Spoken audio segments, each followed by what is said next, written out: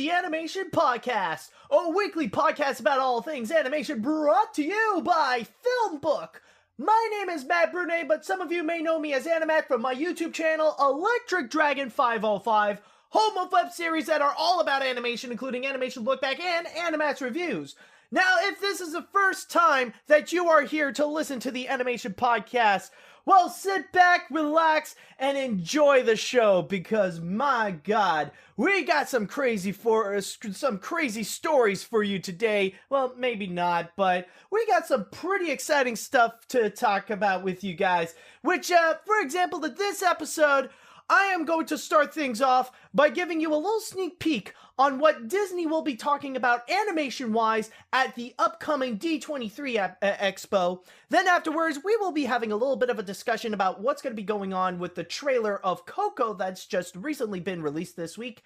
Then afterwards, we will be having a little bit of an update at Universal Studios Hollywood, and yes, it looks like it will be a Kung Fu Panda 3D show that will be replacing Shrek 4D. Then afterwards, we will be discussing about a live-action adaptation of Cowboy Bebop, and why everybody is asking the question, why? And finally, we will end things off with Animat's Pick of the Week. If you want to go and check out more episodes of the Animation Podcast, then all you have to do is head on down to Filmbook, that is film-book.com, by searching the Animation Podcast. And you could also email us at podcast@filmbook.com with the Animation Podcast in the subject line. Woo! Wow, just ended off with a hiccup right over there.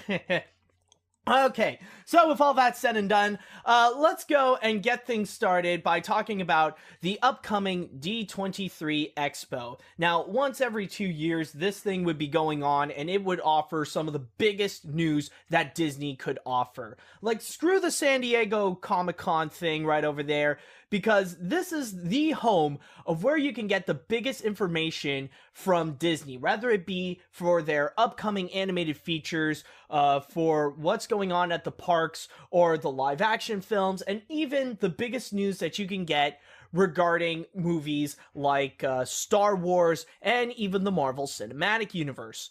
But what happened this week is that Disney decided to release all the information and the big panels that people should go check out during D23 Expo, or at least the ones that they should definitely keep an eye on.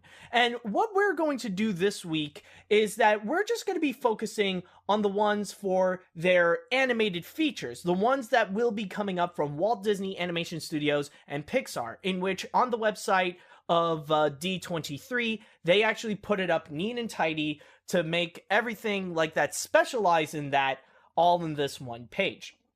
So, what's going to be going on is that, as you guys may know, D23 is going to be happening in an entire weekend from Friday to Sunday. So, in their schedule, they said that the first one and the biggest one will be happening on Friday, which is a special panel called Pixar and Walt Disney Animation Studios, The Upcoming Films, hosted by John Lasseter.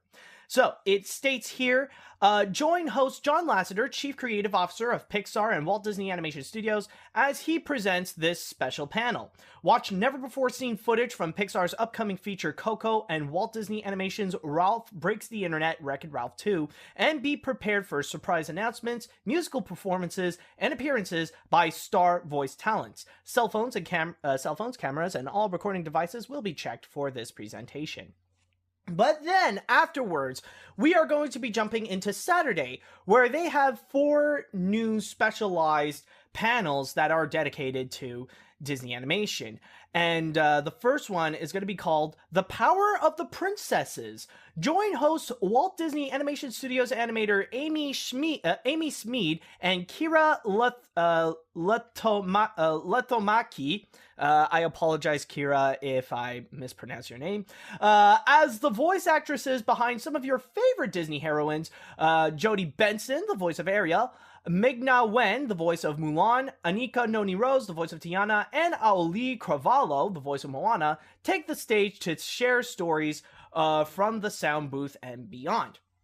Now, the next 2 that they have is something a little bit similar, but it looks into different aspects. One is called Creating the Worlds in Pixar Universe and the Evolution of Pixar's Characters. So you got one that's entirely dedicated to looking into the environment, the background, the worlds that is set in a Pixar movie, and the other ones are just looking into a Pixar character.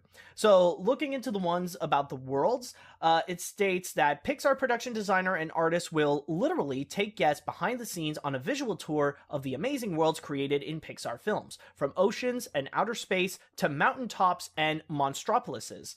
And the other one, the evolution of Pixar characters, it states that Pixar characters are full of personality, from the waves in their hair to the shoes on their feet. Join some of the legendary Pixar artists behind its most memorable characters as they share what it's like to draw these lovable characters to life.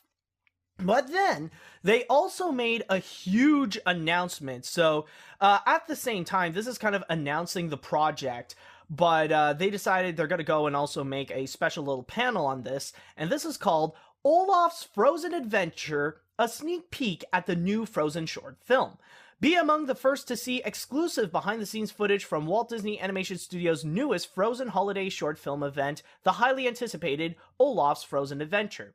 The film, which features the talents of the original Frozen cast, as well as brand new songs, is directed by the Emmy-winning team Stevie Wimmer's Skelton and Kevin Dedders, the same guys who worked on Prep and Landing, and produced by Oscar-winning producer Roy Conley, who previously worked on Big Hero 6 and Tangled.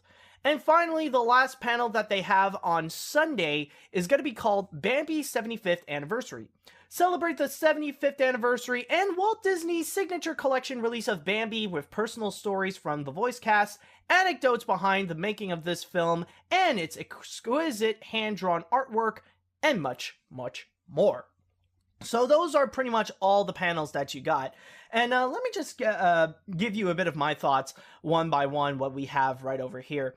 So, of course, the first one, talking about all the upcoming films with John Lasseter there, that, of course, is going to be the biggest one, and this is going to be the one where any animation fan should keep an eye on. This is where we're going to get some of the biggest news of the year. And not only are they going to present some exclusive clips on Coco and also Wreck-It Ralph 2, but what I can imagine is that we're also going to be hearing some news regarding some upcoming features. We're going to see some exclusive information and even some plot details on what's going to be coming up. Keep in mind, in 2018, it's not just going to be Wreck-It Ralph 2, but we're also going to be getting the much highly anticipated Incredibles 2. So if anything, I wouldn't be surprised if we're going to see like the voice talents coming back in, and we're also going to see Brad Bird discussing about what they have in store on The Incredibles 2. So we could be seeing a lot more information on that.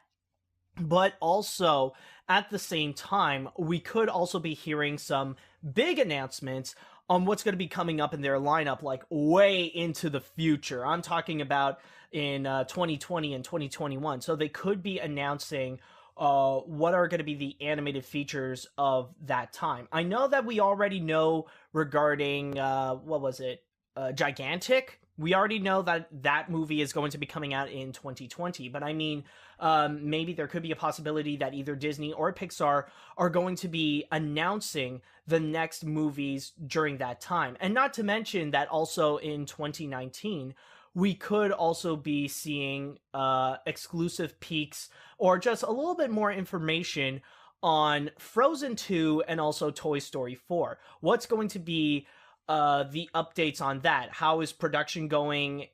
What could be the plot details? Are we going to see new characters? Who knows what's going to be going on? But that's pretty much my prediction, is that it's pretty much that we are guaranteed to know a bit more information on The Incredibles 2 and also in Wreck-It Ralph 2. But at the same time, maybe we could be learning a bit more about what's going on with Frozen 2 and Toy Story 4, but I'm not 100% sure. Maybe they'll save a bit of that information for next year, but I wouldn't be surprised if we're going to hear some new projects that they will have in store for the next decade. So that's going to be the big one that people will keep an eye on. But then you got Saturday, which has a few of the small ones. And I gotta say, Power of the Princesses is actually really intriguing, and it is really cool. But one thing that I did notice that is actually rather intriguing is the diversity that they put on there. They have stated that they will have four Disney princesses being presented here, but you may have noticed that each of them have a different ethnicity. You got Jodie Benson, who is a Caucasian. Then you got Ming Na Wen, who is an Asian. And then you got Anika Noni Rose, who is African American. And then you got Ali Cravalho, who is Polynesian. So you pretty much got this massive mix of flavors right over here. And even the princesses themselves represent different ethnicities. So it actually is pretty cool in terms of the diversity, but no matter what, it's always a blast to hear the behind the scenes stories of how it is to voice a Disney princess and stuff like that. There is also another panel that Disney is doing at the same time, which is called the Voice of the Disney Parks, where they would interview some people who did lend their voice to do some work on the Disney parks, whether it be voicing a character or just telling you to hold on tight and welcome to the monorail or the train station and stuff like that. Maybe they would do these stuff, but I will say with the princesses, it's actually pretty cool, and that would be another one that would be worth checking out right over there. But then also you got some of the special presentations of the Pixar ones, and those ones do actually seem pretty cool, and I think those are going to be the ones that, like, for people who really wanted to get into the profession of animation, to learn about how is it they want to create worlds or how they would develop characters, that is going to be something that could be interesting for those kinds of animation people. And like, even if you're just an animation enthusiast, if you're just an animation fan, it could definitely be worth checking out to understand the mentality of what it is in order to build these things, to craft a character or to build these worlds. So that would be an interesting thing. But then we also got Olaf's Frozen Adventure, which is probably the one that I am the most skeptical about. Because I really need to go and ask this question. Do we really need a new Frozen short? And keep in mind, though, I'm not slamming on Frozen or anything like that. I love Frozen. It is such a magnificent film. Definitely does deserve to have the title of, like, two-time Oscar-winning, highest-grossing animated feature of all time. But the thing is that, do we need more Frozen stuff? Like I can definitely see that Disney is squeezing the living hell out of it so that they can really make so much more. Like, okay, fine. Like, yes, I know that soon we will have a sequel to it. And yeah, like the marketing is everywhere. Like, you'll see merchandising from left to right. But when it comes to these little additions, like making these shorts and stuff like that, that's where I feel like it's probably pushing it. Like, even with the one that appeared before the live action reboot with Cinderella of what was it? Frozen Fever. Even that one, it's like, I don't hate it. It's okay, but it's not as good as the first one.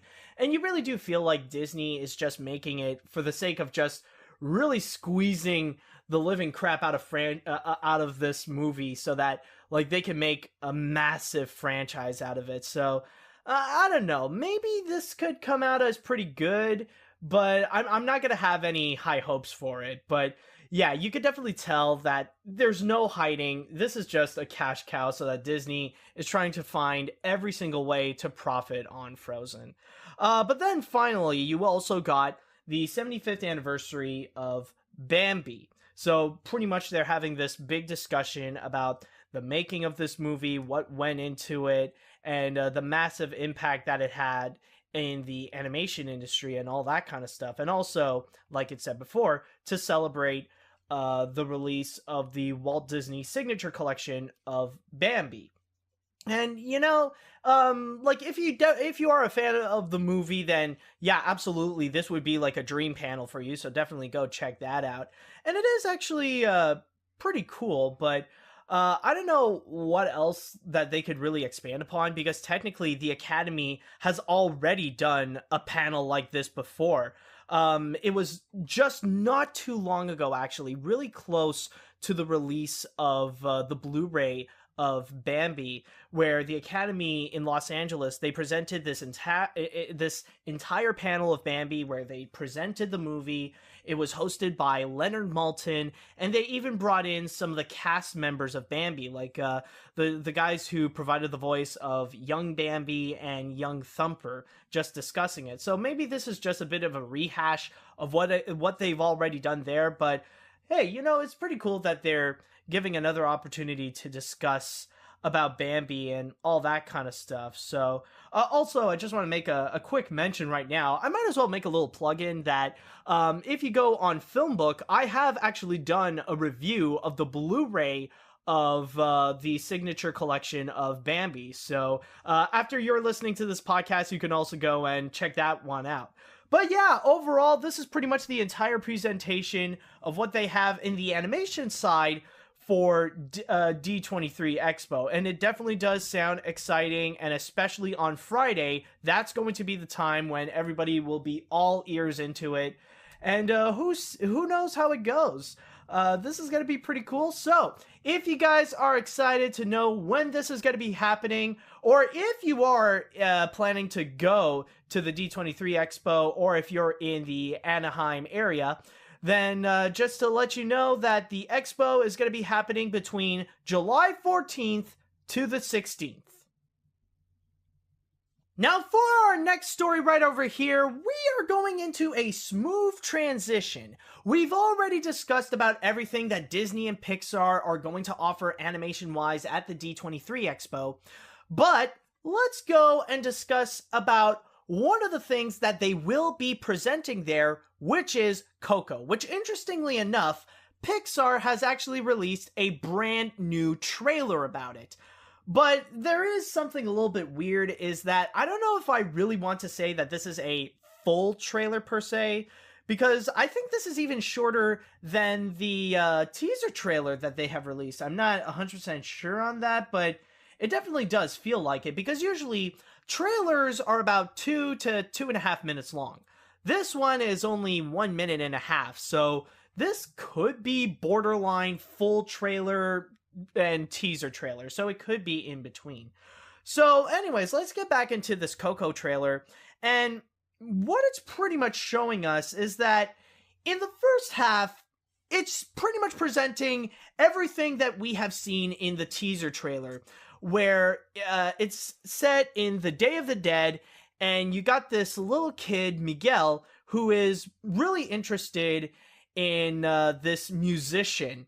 So he really wants to go and find out about the mysteries of who this guy is, and he decided to go and pick up his guitar, but once he plays it, he is suddenly in the land of the dead, and he is the first human being to actually appear in there, and he sees all the living skeletons that actually live among the dead.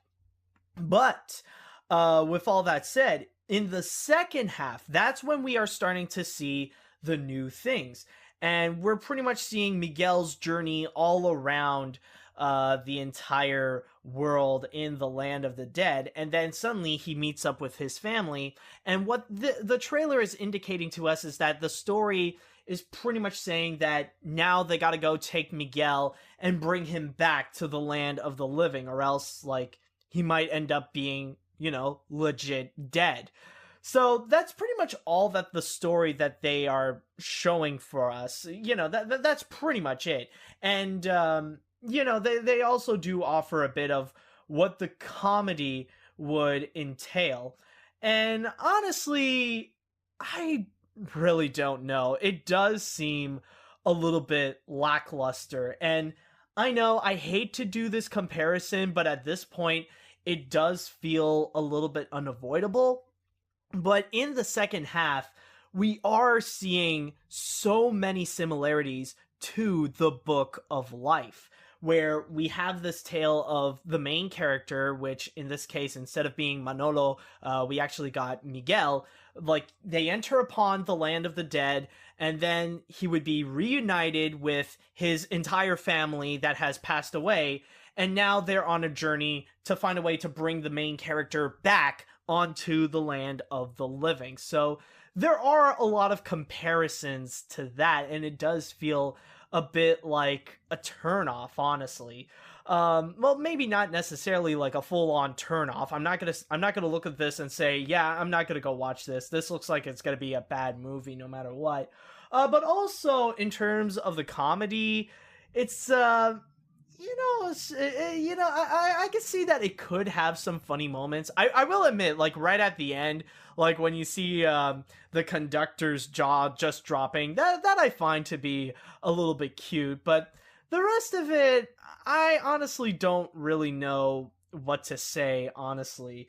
But the one thing that I want to immediately say is that, yes, technically with this new trailer, it does seem a little bit lackluster, and maybe it doesn't really show all that much. It's pretty much indicating that maybe visually it's not going to be the most grand thing that Pixar has ever made. Like, the only selling point visual wise is just going to be all the skeleton gags that it's going to come up. But I'm not immediately going to judge it, because the thing is, when it comes to Disney, and I might have already discussed this before in the podcast, is that, yeah, even though their movies are great, they're legendary, but my god, Disney sucks at making trailers. They really do, because, like, when you look at them, you would see a little bit of doubt. You're not sure how the movie's gonna go, but then when the movie is released, it turns out to be fantastic. Like, some of the greatest examples that I can think of is just Zootopia and Moana last year. Like, with Zootopia, the trailers never indicate to you that it is such a clever and deeply thoughtful feature where it would go and discuss about prejudice and discrimination. You know, it never indicated that. Like, it's mostly showing, this family-friendly adventure in a world with talking and living anthropomorphic animals, and that's pretty much it. Or even with Moana, it does seem really doubtful. Like, I remember seeing the trailers, and honestly, they did turn me off, and I remember discussing it with my friends, and they've mentioned to me that, when they saw the trailers, they were highly doubtful. It looks like it could be one of Disney's first bad movies in recent years. But then when it actually came out, it was great. It was a lot of fun. Like, I remember, like, I saw it a second time with my friends in theaters, and we came out singing. It was really awesome. And even with this, is that the trailer that they're showing us is not all that great. It kind of does suck. And, who knows? Maybe when it's going to be coming out in theaters, it could actually turn out to be fantastic. It could probably turn out to be as good as many other Pixar films. But honestly, when it comes to the movie on its own, I definitely do hope that it does end up being at least good. Because keep in mind, in 2017, we're not actually getting a lot of high quality animated features here. A lot of them are pretty bad. I mean, debatably, yes, we do have some pretty good ones as well, like the Lego Batman movie and Captain Underpants. But we did get a lot of pretty mediocre films, like mediocre to just pretty bad, honestly, with stuff like The Boss Baby or Smurfs The Lost Village. And then what's going to be coming up is going to be some nightmare fuel right over there in terms of animation quality. Like, we're going to get the frickin' Emoji Movie, and then also the Nut Job 2, and all that. Now, for our next story right over here, this is going to be a continuation of some of the previous Animats pick of the week. Now, I've already discussed to you guys about what has been going on at Universal Studios Hollywood, that they are going to be taking down Shrek 4D. And rumors have started to spread that apparently it could be possible it'll be replaced with Kung Fu Panda.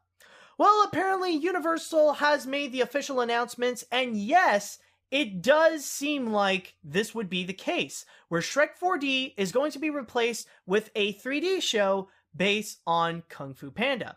Now, allow me to go and read the little statement that they brought up right over here. Using my source in Slash Films, it stated, Opening in 2018, this newly designed venue will play host to a variety of action-packed DreamWorks animation-themed attractions, beginning with the multi-sensory adventure inspired by the global box office franchise Kung Fu Panda, and created in partnership with Universal Creative and DreamWorks artists.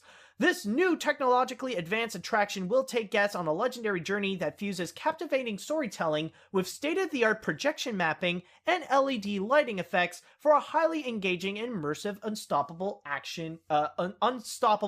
awesome experience. But on top of that, what is going to be interesting about it is going to be the building itself. The outside venue. Apparently, they're not going to be decorating it all in like Kung Fu Panda style and stuff like that. What they are doing is that they are turning Shrek 4D into an entire DreamWorks theater, where the entire aesthetic and the architecture will be inspired by a little bit of like classic theaters from the turn of the century, mixed with the architecture from DreamWorks Animation in Burbank, California. So it's a little bit of a mixture of that. So it's going to be an entire building dedicated to not just Kung Fu Panda, but also the entire legacy of DreamWorks Animation. But on top of that, they have also made an announcement that is actually going to be released very soon, is that they will have an entire plaza that is dedicated to DreamWorks Animation, where guests can actually go and meet up with characters like from numerous of DreamWorks franchises, and the ones that they have listed includes Kung Fu Panda, How to Train Your Dragon, Madagascar, Shrek, and Trolls. So all of them can go and meet up right over there. And also, at the same time, like, it's a place where everybody can go and have fun and dance at the same time. But that's not the only announcement that they have done. At the same time, they have also stated that there is also going to be a special holiday-themed Wizarding World of Harry Potter. So what's going to happen is that in Universal Studios Hollywood, they got an entire Wizarding World of their own. So when the holidays are going to be coming in, so once Universal is all done with the entire house, Universal, what was it? It's not House of Horrors, but oh crap, I immediately forgot. But like kind of their Halloween special, and they would immediately jump into Christmas. They're going to make it entirely Christmas themed in Harry Potter, which even includes an entire projection map show onto the Hogwarts itself, along with some new foods that you can go and eat into the restaurants. Now, this is actually a really interesting case here with the whole DreamWorks scenario, because honestly, this actually turned out much better than I thought, because like overall, I feel like this is a massive step up from Shrek 4D, where this is not just dedicated to just one DreamWorks franchise. This is going to be like DreamWorks' entire hub in Universal. It's not necessarily going to be as big as what Motion Gate is doing in Dubai, but it is pretty fascinating to see that they are making something rather big, where they're having a place where this is where you can get all your DreamWorks animation right over here, and plus that they are going to have a brand new Kung Fu Panda 3D show. But what I do find that is actually rather interesting is actually in the first sentence of the details that they have released. Because keep in mind, they said this newly designed venue will play host to a variety of action-packed DreamWorks Animation-themed attractions. And the first one is going to be Kung Fu Panda. So they're pretty much hinting that inside this theater, they could be showing a lot more different experiences. You know, they're going to be showing a lot more attractions, where on one side you'll see Kung Fu Panda, and then maybe on another side they'll open up a new How to Train Your Dragon show. So who knows how this could actually turn out. But the one thing that I have heard from this is that there are some criticisms regarding this entire makeover to make it all DreamWorks themed and stuff like that. And the ones who brought up some good points are a couple of guys that I follow on Twitter, on social media, and stuff like that. They're really awesome. These are some theme park experts, Some Jerk with the Camera and Spazmaster, and they have stated that the only problem with this is that what Universal Studios Hollywood is doing here is kind of like the same thing that Disney's California Adventure did by just changing the theme of the Tower of Terror into Guardians of the Galaxy. Technically, it's still the same ride altogether. It's still the same dropping ride, but instead of getting it entirely Twilight Zone themed, you're just getting a Guardians of the Galaxy theme. And the same thing is going on right over here. They're pretty much re-theming Shrek 4D so that now it's just a Kung Fu Panda 3D show. And that is the one big criticism, is that this is just going to turn out as a 3D show and nothing more. Because that's kind of the problem with Shrek, is that that's the only thing that it offered. It was just a 3D show, down to the point that later on, DreamWorks would just take that thing and they would just put it wherever they want. Like, they would sell it on DVD, and you can even go and check it out on Netflix. I kid you not. You can go and watch an entire Universal ride on freaking Netflix. And that's what people are worried, that they're going to do the same thing with Kung Fu Panda. And honestly, as I've stated before, the one thing that I do hope with this is that they would do a lot more. They did state that they are going to do some extra things like state-of-the-art projection mapping and LED lighting effects. Now, honestly, hopefully they will make something in which it's not going to be something that they could just easily take and put onto Netflix. Like, they need to go and create something that feels like they can only get it at Universal. Like, if you want to have the full experience of this, you gotta go right over there. And even though the aesthetic sounds like a pretty good idea with the whole DreamWorks thing, maybe like it could backfire, because like at the end of the day, they are building just an old theater in a sense, so it's not necessarily going to be as immersive when you enter in. Like, the whole queue area is not going to be the whole queue is not going to fully prepare yourself to make you enter into the world of Kung Fu Panda. It's just going to be like seeing a 3D show, and that's pretty much it. And keep in mind, like, this is actually coming out pretty soon. They say that it's opening up in 2018, so who knows how that's going to go right over there. If it's really going to, make it quick, or the new innovations are going to be right then and there, or like, should they have spent a little bit more time to construct a bigger idea of what they want to do with Kung Fu Panda? Who knows? But, is it a good idea? Maybe it could be the start of something, but like I said in the very beginning, this does seem like a massive step up to Shrek 4D. So at least we could be getting something new and something better. Like, if not great, at least it is a step up. So if you guys are excited to see this new Kung Fu Panda show at Universal Studios Hollywood, then all you have to do is just wait until 2018, when that 3D show will be ready. But in the meantime, you could still go into the plaza and meet with your favorite DreamWorks characters. Now, for our next story right over here, we are going to be looking into a controversial announcement. Now, this is actually a little something that, instead of having fans being hyped up and excited to see their favorite characters back onto television, they're pretty much asking the big question, but why though? And what I am referring to is going to be the live-action TV series of Cowboy Bebop.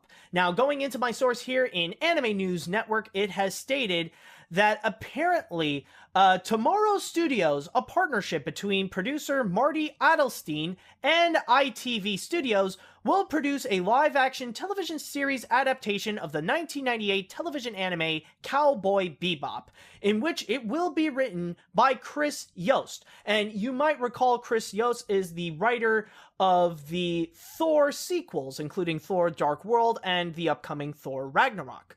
But at the same time, they have also stated that the studio Sunrise, the animators of the original series, will be executive producing this live-action series.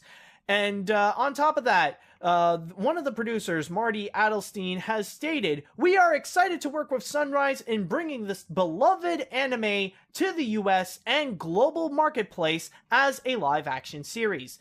The animated version has long resonated with audiences worldwide, and with the continued ever-growing popularity of anime, we believe a live-action version will have an incredible impact today."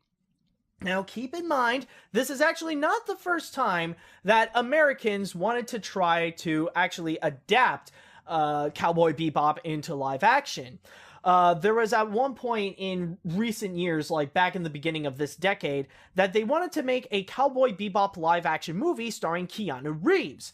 However, the director of the original anime, Shinichiro Watanabe, has actually stated back in 2014, "I'm afraid I don't know what they're thinking in Hollywood. Apparently the project hasn't come to a stop, but I don't know how it's going to progress from here on. I hear that there are a lot of Hollywood problems."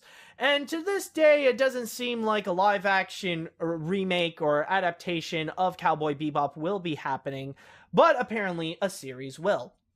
And going back into the big question that people have been asking about this, they're just wondering, why?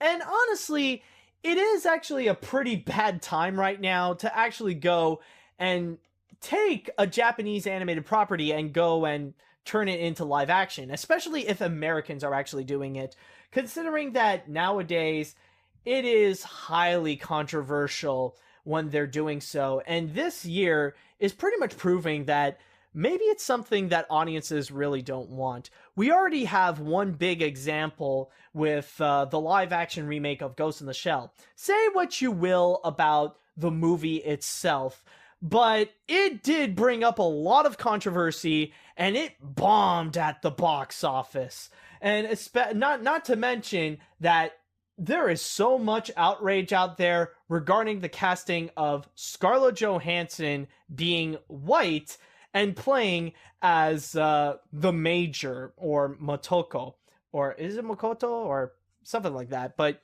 you pretty much get the idea. But, and also, at the same time though, pretty soon, in August, Netflix is going to bring out another movie, which is based on a Japanese manga and also an anime, but made by Americans, turn it into a live-action remake, which is Death Note. And so far, the hype on that, it is rather low. A lot of people are really skeptical about it, so who knows what's going to be going on right over there. But you guys pretty much get the picture. Live-action adaptations of Japanese animated products are not highly looked upon. And neither is this so far. People are not really getting down into it because what's the point of really trying to reboot this? And what I do find that is actually rather stupid of what Adelstein has stated was actually the last thing he said. With the continued ever-growing popularity of anime, we believe a live-action version will have an incredible impact today.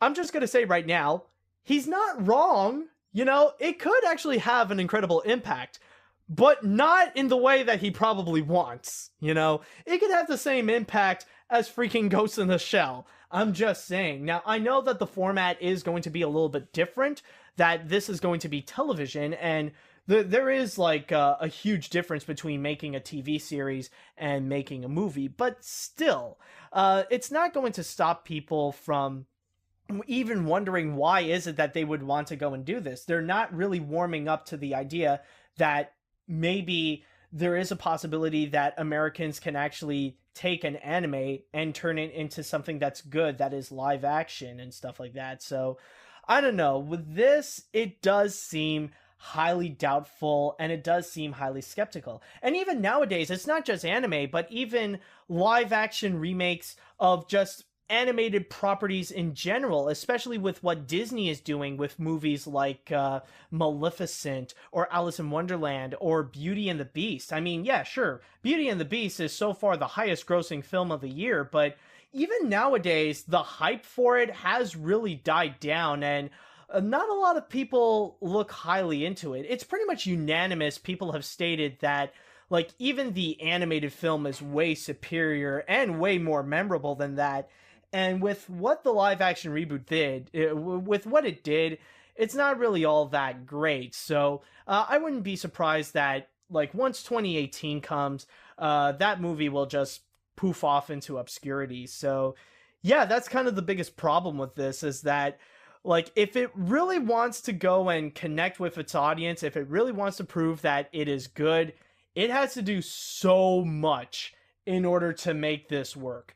It's going to be a huge hurdle for it, but otherwise, so far, it looks like it could go into the same direction as the live-action remake of Ghost in the Shell, but who knows how this is going to go. We'll just have to wait and see with what was it? Tomorrow Studios? Yeah, we'll see what they have in store. And so, finally, we are going to end things off with Animat's Pick of the Week. And what I decided to do this week is go into one of the biggest stories that happened during the last weekend. Now, if you guys may recall, last week, the biggest thing that everybody has been talking about was Wonder Woman.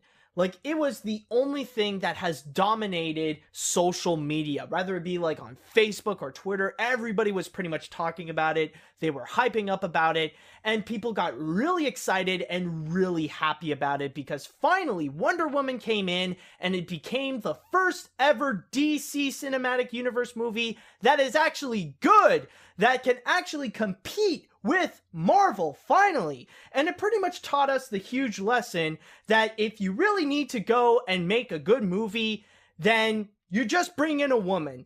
It takes a woman to go and make a good movie. Maybe make a better movie than men, actually. That is the biggest lesson that we got from DC Cinematic Universe this year. No, but anyways, with all that said, though, of course the hype goes all into Wonder Woman. But then you have another movie that came out during the same time, which is Captain Underpants. And you don't really see a lot of people talking about it. In fact, at the box office, what ended up happening is that even though Wonder Woman did break new records and it became the highest grossing big budget movie that is directed by a woman, Captain Underpants, however, like, it just modestly was on the side, and it did manage to grab second place by only making $23 million. Now, with all that said, for an animated feature, that kind of does suck. And it basically just makes it a flop. There's no way that DreamWorks Animation could find money onto Captain Underpants at this point. So, yeah, sadly, Captain Underpants just became a bomb because it got overshadowed by Wonder Woman. Or is it? Because there's actually one thing about Captain Underpants that is actually highly fascinating that actually had some people talking about it. You see, unlike any other DreamWorks film, Captain Underpants actually has a rather intriguing budget, where the budget is actually just $38 million. $38 million for that movie. For an animated film, that is stupidly cheap. More cheap than any other mainstream animated feature that has been released so far. Like, I kid you not. To give you a good comparison, The Boss Baby, another DreamWorks animation film, actually cost them $125 million. So just a reminder, The Boss Baby, $125 million. Captain Underpants, $38 million. That is legit a little bit more than a quarter of The Boss Baby's budget. But then again, you'll also have some people saying that Captain Underpants is 4 times better than the Boss Baby, but that's another story right over there. So yeah, how is it that Captain Underpants ended up having such a low budget? Like, how is that even possible? Well, I'll tell you how. The reason why it actually became the cheapest DreamWorks animation movie ever made is actually because this is the first one ever that DreamWorks had to go outsource it. The animation was not actually done inside DreamWorks Animation. It was actually outsourced by Micros Images. This is an animation studio made in Montreal, Canada, so it's around my neck of the woods. And they were the ones who provided all the effects, all the lighting, and all the animation. While DreamWorks Animation in California, they were the ones responsible to do the main aspect. They were the ones responsible for the story, for the concept art, for the main aspects, for the core of Captain Underpants. And they left Micros to do the rest right over there. So that's how they ended up creating a low budget. But I will say, though, once you do think about it, it actually does make sense that Captain Underpants can be a relatively cheap movie to make. And what I mean by cheap, it's not like Hotel Transylvania, where, like, they have, like, millions of dollars, and it's just spent to look like a cheap little Saturday morning cartoon show. No. What I mean by cheap is that there are a lot of things that Captain Underpants has done in order to take away some of the cost-effective things that DreamWorks Animation would normally do. Like when you do think about like How to Train Your Dragon or Kung Fu Panda, it really doesn't do that much, really. Number one, though, is mainly because of the design of the characters. Now, the entire production design and the entire look of Captain Underpants is meant to be reminiscent to the art style of Dave Pilkey in the original books that they were based on. And what Dave Pilkey did is very, very simple. Like, this is really simplistic animation that they have crafted there. So there's no necessary need to go and go extreme with the design to make them look highly realistic. You don't need to go and put in so many textures, or you don't have to make the eyes look realistic, like to give them irises and stuff like that. You just need to put in a line, and that's pretty much it.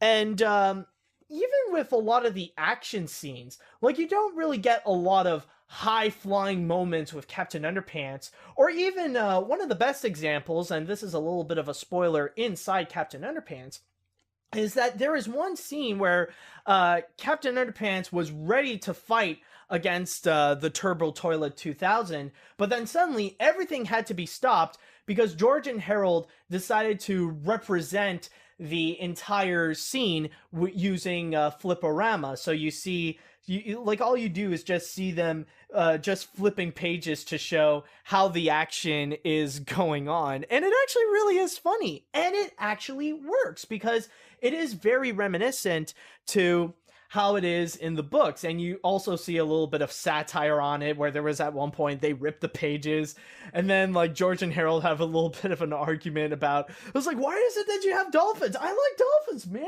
Like, come on, it's just creative liberties. Okay, fine. Just keep the dolphins. And there was at one point you just see Harold just standing up, and you see the whole page is like not entirely covered, but there's a part of it that actually has some shoe markings right over there. I thought it was really funny. But yeah, the whole point that I'm going with it is that Captain Underpants was cheap to make because the script didn't require too much to ask for it, because it does remain rather minimal. And even the effects themselves, like, they decided to go a little bit with the Peanuts movie route, where all the effects are rather cartoony in a sense, where you don't really see that much highly realistic water. It's kind of like the little splash marks, it's just like the mixture of a cone with a sphere. And they do all these minimalistic takes and all these like cartoony actions where it doesn't need that big of a budget to go and create that film. So what ended up happening is that with the box office result of 23 to 24 million dollars as an opening at the box office, it's not necessarily a flop. Like DreamWorks Animation is still going to be finding ways to go and find some profit with Captain Underpants. They will still be able to go and make money. Now, if it were Trolls or The Boss Baby that actually started out with that, then yes, it would be a massive disaster for them. It would be a massive box office bomb, and sadly, they would have to restart it. And by the way, there is one more thing I forgot to mention, and that is actually regarding why they decided to do this, and that was actually back in the beginning of 2015 when disaster struck at DreamWorks Animation, and they pretty much had to really minimize their workforce. They had to shut down their Redwood division. Hundreds of artists and animators had to lose their jobs. And Jeffrey Katzenberg, the then CEO at the time, he had to find different ways to go and, minimize like spending too much money. So one of the ideas was take Captain Underpants and go and outsource it. And here we are right now. This is the result that happened. And even though right now it's hard to really imagine that Captain Underpants is going to be making the same numbers as something like The Boss Baby, there will still be a chance that DreamWorks Animation can still find some profit because of its massively low budget.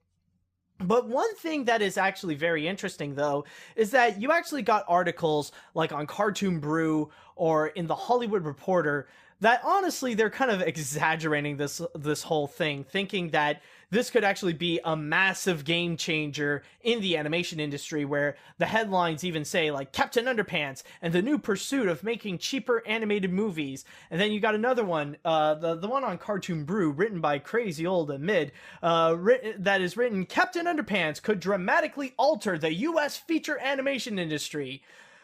Okay, guys, calm the fridge down. No, it's not. It's like, honestly, that is way too much of a massive exaggeration. There is no way that this is going to be a game changer and this is going to be the new format of making animated features, period. Because let me just start out by saying that outsourcing animation is not a new concept. Like, this is actually a recent thing that animation studios are doing, but it's not really new. This is not the first time that we are seeing something like this happen. And there are some great examples, like Illumination Entertainment. Even the article in Hollywood Reporter actually did brought up that this is kind of a strategy that they have done ever since the very beginning, where where like the whole core of the movie is done inside America, but then the animation would be outsourced in Illumination MacGuff in France. So the entire animation process would be made in France, while all the main things like making the story, storyboards, concept, and all that kind of stuff is done in America. And the same thing can be pretty much said with Sony Pictures, and with Sony Pictures Animation, where the entire animation is actually done in Vancouver, Canada, in that division of Sony Pictures Imageworks, where earlier in this decade, Sony decided to move Sony Pictures Imageworks onto Vancouver so that making their movies would be a lot cheaper. Not just their animated films, but also the visual effects of movies. So at least they can find a more cost-effective way. So they ended up doing the same thing, that the core aspect is done in America, but then the animation itself is actually made in Canada. So what ends up happening is that nowadays, movies made by either Sony Animation or Illumination would end up costing around $60 to $80 million, around that range. Not necessarily as cheap as what we got with Captain Underpants, but it's still relatively a low budget for an animated feature. It's still less expensive than something that DreamWorks or Pixar would spend onto an animated film. And of course, this is not the first time that something like Captain Underpants in general happened. as you guys may know, last year, one of the most extreme examples is actually with Sausage Party, where you actually have an animated film that ends up costing $19 million. Like, for an animated film, that is insane to think about, that anyone could actually make, like, something that could be at least more than an hour and come out with something like that. It really is such an insane estimate. But hold on a sec. I just want to go onto Box Office Mojo, and I want to take a look a little bit onto what was the what would be the budget. Hold on. Well, not the budget, but what I'm looking at is just how much did it make at the box office. And apparently Sausage Party ended up making a total of $140 million. Now, for any other animated feature, that is immediately announced as a flop. Like, it is a disaster. However, because of its relatively low budget of $19 million, Sony Pictures did find a way to actually make a profit. It actually did turn out to be a success. Now, like I said before, though, this is a rather extreme example. Like, I don't think any other studio should copy what Sausage Party did and just make a movie out of $19 million, especially with the whole massive controversy that went behind it, and that's another entire story right there. So that's kind of the big thing, is that studios nowadays are in a bit of a pursuit to find cheaper alternatives to create animated films. And like, we got stuff like Captain Underpants and Sausage Party, where even though they don't really make a lot at the box office, but because of their low budget, they're still finding ways to actually make a profit. So it is actually working out for it. And even with Captain Underpants, when you do think about it, it is actually made perfectly for that scenario right there. Because let's face facts, there is no way in hell that Captain Underpants would be able to surpass Wonder Woman at the box office. Like, financially, Wonder Woman pretty much got it to a T. Even if it turned out to be as bad as Suicide Squad and Batman vs. Superman Dawn of Justice, it would still be able to surpass Captain Underpants at the box office. But Captain Underpants already has a low budget, so it's perfectly fine. The important thing for it to do is to just, remain calm and just stay on the sidelines in order to have a bit of profit on the side. In a way, it's actually very similar to Sing, in a sense, where even though the budget is a little bit bigger than Captain Underpants with around $75 million, it actually never made it into the top of the box office. Like, it never made it up to number one because it was battling against Rogue One, a Star Wars story. But Illumination still found a way to make a massive profit out of it. So that could pretty much be the case. So the big question is, to answer what Hollywood Reporter and what Cartoon Brew is asking, is it possible that this could be a big game changer in the animation industry? Not really. It is possible that we will be seeing a little bit more of movies like this, but I'm not saying that this is going to be something that will entirely be a whole new chapter in the animation industry in general. That's just absolutely ridiculous. Because here's the thing.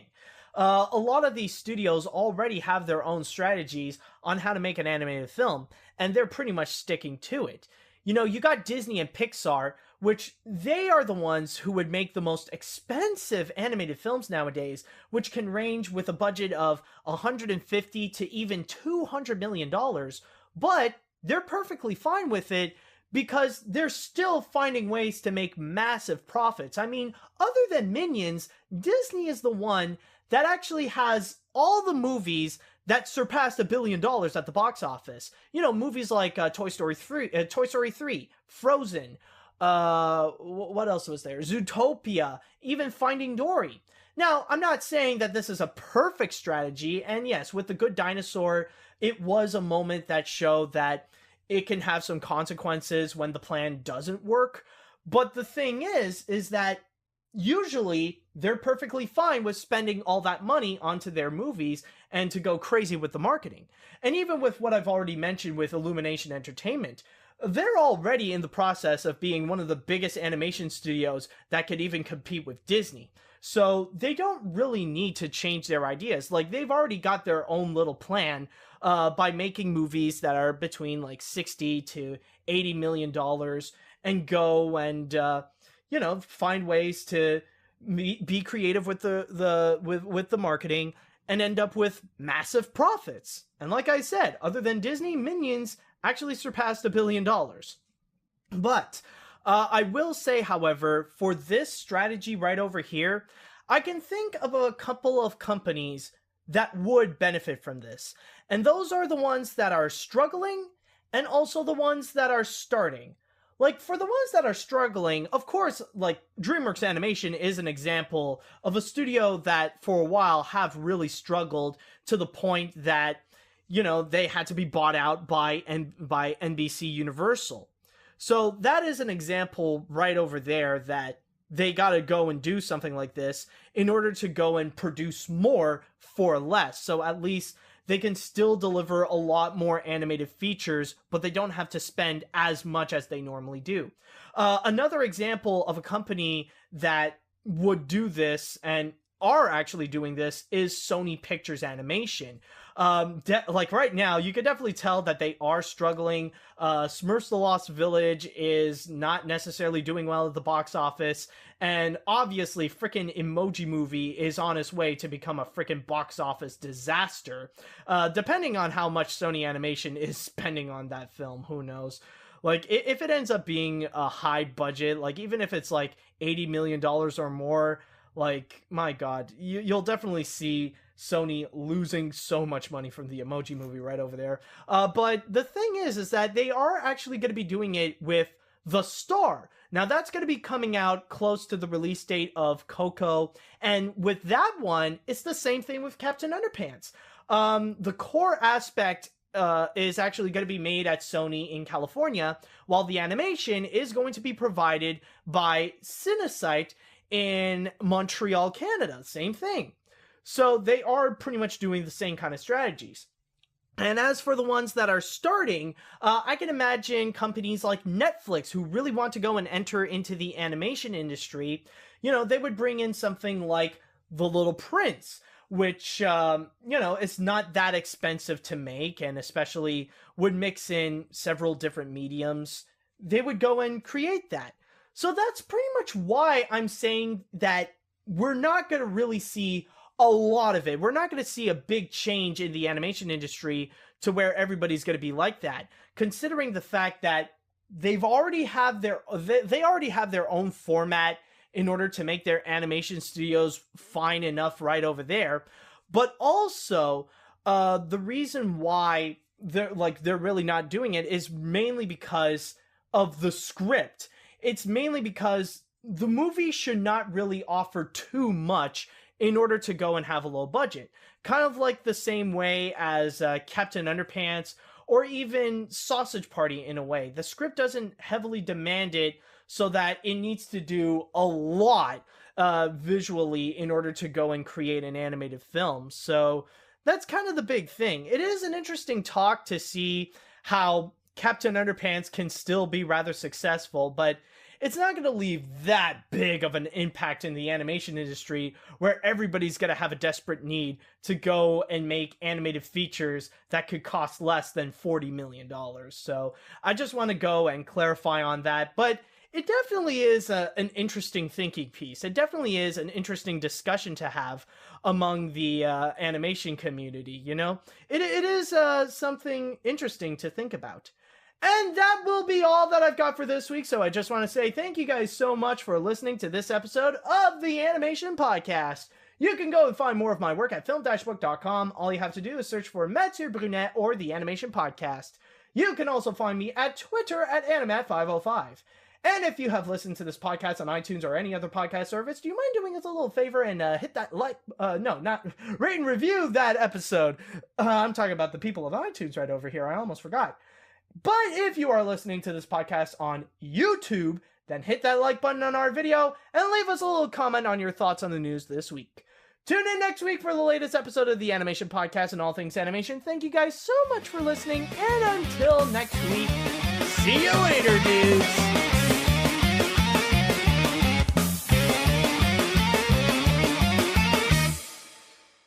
He presents this special panel. Watch never-before-seen footage from Pixar's upcoming feature Coco and Walt Disney Animation's Ralph Breaks the Internet, Wreck-It Ralph 2, and be prepared for surprise announcements, musical performances, and appearances by star voice talents. Cell phones, cameras, and all recording devices will be checked for this presentation. But then, afterwards, we are going to be jumping into Saturday, where they have 4 new specialized panels that are dedicated to Disney animation. And the first one is going to be called The Power of the Princesses. Join hosts Walt Disney Animation Studios animator Amy Smead and Kira Letomaki. I apologize, Kira, if I mispronounce your name. As the voice actresses behind some of your favorite Disney heroines, Jodie Benson, the voice of Ariel, Ming-Na Wen, the voice of Mulan, Anika Noni Rose, the voice of Tiana, and Aoli Cravalho, the voice of Moana, take the stage to share stories from the sound booth and beyond. Now, the next 2 that they have is something a little bit similar, but it looks into different aspects. One is called Creating the Worlds in Pixar Universe and the Evolution of Pixar's Characters. So you got one that's entirely dedicated to looking into the environment, the background, the worlds that is set in a Pixar movie, and the other ones are just looking into a Pixar character. So looking into the ones about the worlds, it states that Pixar production designer and artist will literally take guests behind the scenes on a visual tour of the amazing worlds created in Pixar films, from oceans and outer space to mountaintops and monstropolises. And the other one, the evolution of Pixar characters, it states that Pixar characters are full of personality, from the waves in their hair to the shoes on their feet. Join some of the legendary Pixar artists behind its most memorable characters as they share what it's like to draw these lovable characters to life. But then, they also made a huge announcement. So, at the same time, this is kind of announcing the project, but they decided they're going to go and also make a special little panel on this, and this is called Olaf's Frozen Adventure, a sneak peek at the new Frozen short film. Be among the first to see exclusive behind-the-scenes footage from Walt Disney Animation Studios' newest Frozen holiday short film event, the highly anticipated Olaf's Frozen Adventure. The film, which features the talents of the original Frozen cast, as well as brand new songs, is directed by the Emmy-winning team Stevie Wimmer's Skelton and Kevin Dedders, the same guys who worked on Prep and Landing, and produced by Oscar-winning producer Roy Conley, who previously worked on Big Hero 6 and Tangled. And finally, the last panel that they have on Sunday is going to be called Bambi's 75th Anniversary. Celebrate the 75th anniversary and Walt Disney's signature collection release of Bambi with personal stories from the voice cast, anecdotes behind the making of this film, and its exquisite hand-drawn artwork, and much, much more. So those are pretty much all the panels that you got. And let me just give you a bit of my thoughts one by one, what we have right over here. So, of course, the first one, talking about all the upcoming films with John Lasseter there, that, of course, is going to be the biggest one, and this is going to be the one where any animation fan should keep an eye on. This is where we're going to get some of the biggest news of the year. And not only are they going to present some exclusive clips on Coco and also Wreck-It Ralph 2, but what I can imagine is that we're also going to be hearing some news regarding some upcoming features. We're going to see some exclusive information and even some plot details on what's going to be coming up. Keep in mind, in 2018, it's not just going to be Wreck-It Ralph 2, but we're also going to be getting the much highly anticipated Incredibles 2. So if anything, I wouldn't be surprised if we're going to see like the voice talents coming back in, and we're also going to see Brad Bird discussing about what they have in store on The Incredibles 2. So we could be seeing a lot more information on that. But also, at the same time, we could also be hearing some big announcements on what's going to be coming up in their lineup, like way into the future. I'm talking about in 2020 and 2021. So they could be announcing what are going to be the animated features of that time. I know that we already know regarding, what was it?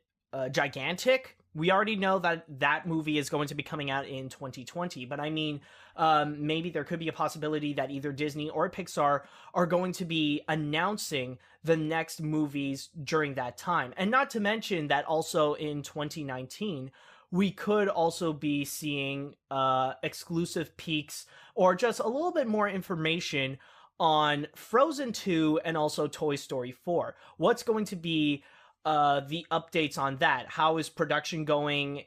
What could be the plot details? Are we going to see new characters? Who knows what's going to be going on? But that's pretty much my prediction. Is that it's pretty much that we are guaranteed to know a bit more information on The Incredibles 2 and also in Wreck-It Ralph 2.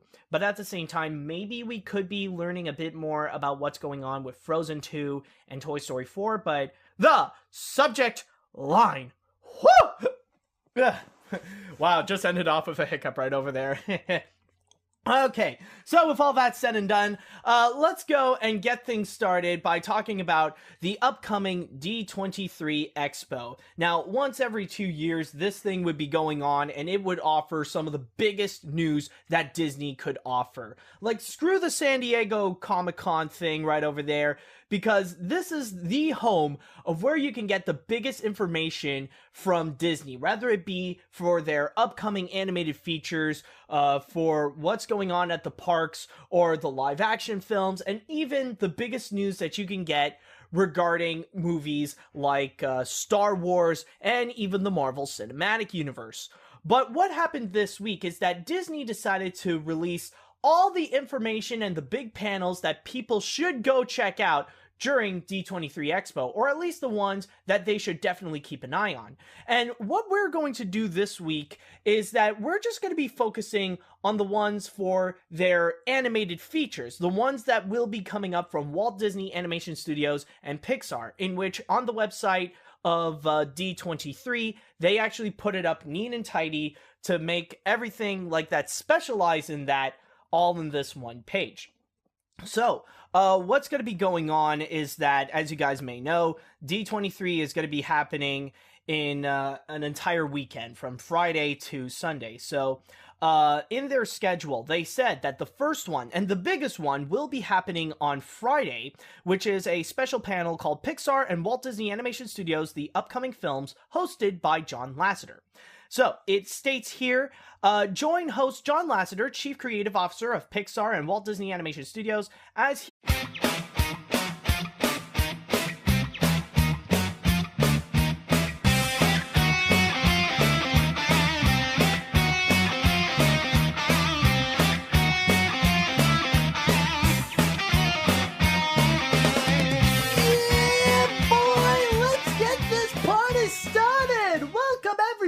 to the Animation Podcast, a weekly podcast about all things animation brought to you by Film Book. My name is Matt Brunet, but some of you may know me as Animat from my YouTube channel, Electric Dragon 505, home of web series that are all about animation, including Animation Look Back and Animat's Reviews. Now, if this is the first time that you are here to listen to the Animation Podcast, well, sit back, relax, and enjoy the show, because my God, we got some crazy stories for you today. Well, maybe not, but we got some pretty exciting stuff to talk about with you guys, which, for example, in this episode, I am going to start things off by giving you a little sneak peek on what Disney will be talking about animation-wise at the upcoming D23 Expo. Then afterwards, we will be having a little bit of a discussion about what's going to be going on with the trailer of Coco that's just recently been released this week. Then afterwards, we will be having a little bit of an update at Universal Studios Hollywood, and yes, it looks like it will be a Kung Fu Panda 3D show that will be replacing Shrek 4D. Then afterwards, we will be discussing about a live-action adaptation of Cowboy Bebop, and why everybody is asking the question, why? And finally, we will end things off with Animat's Pick of the Week. If you want to go and check out more episodes of the Animation Podcast, then all you have to do is head on down to Filmbook, that is film-book.com, by searching the Animation Podcast. And you could also email us at podcast@filmbook.com with the Animation Podcast in